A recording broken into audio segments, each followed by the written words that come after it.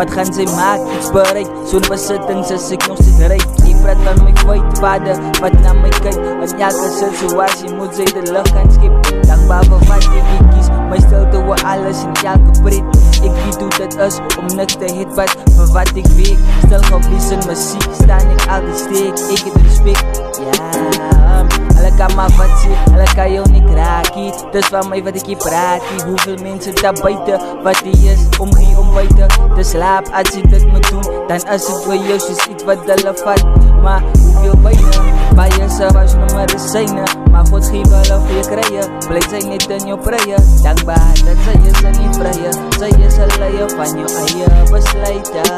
Ja, ja, ek het besluit dat ek moet vorentoe kyk.